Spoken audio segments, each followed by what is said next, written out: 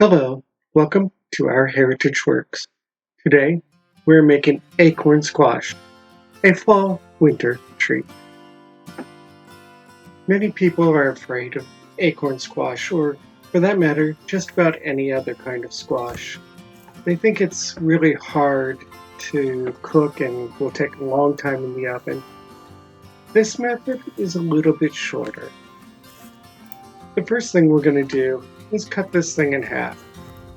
That's it, cut it in half. Then we're going to scoop out the seeds. Now, some people might want to save these seeds and roast them later. That's up to you. I'm not into that, so I'm just going to scoop these out. If you want to grow your own squash next year, you could save some of the seeds, dry them out, and then have them available for next time. You could roast these in the oven on a cookie sheet that's parchment lined. Most people I've seen will roast them upside down to trap the steam inside. You could do that. It just takes a while in the oven. We're going to use our Instapot today. What we're going to do is put it in there, put some water in the bottom for the steam, and then we're going to cook it for about 10 minutes on high pressure. The cooking time is going to depend on the size of your squash.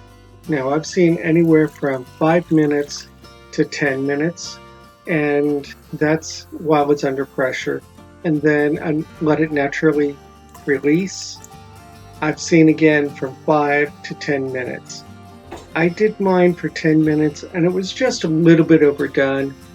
So next time I think I would do about 7 minutes and then naturally release for about the same amount of time.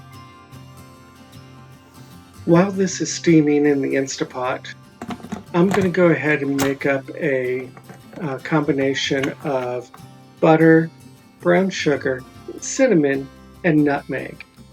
Now, all I'm going to do is mix this together, throw it in the microwave and melt it.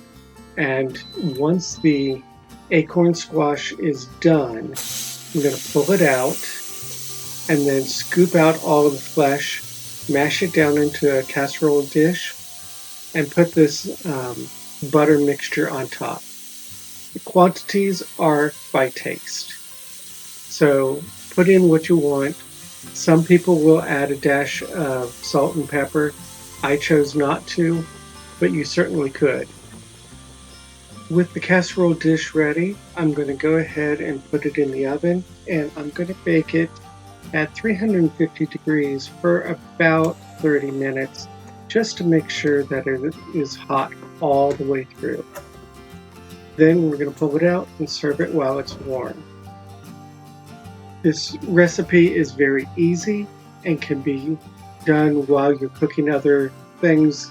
Just basically set it and forget it, and then you're ready to go. So give this a try and see what you think. I know our family really likes this version. Thank you for watching.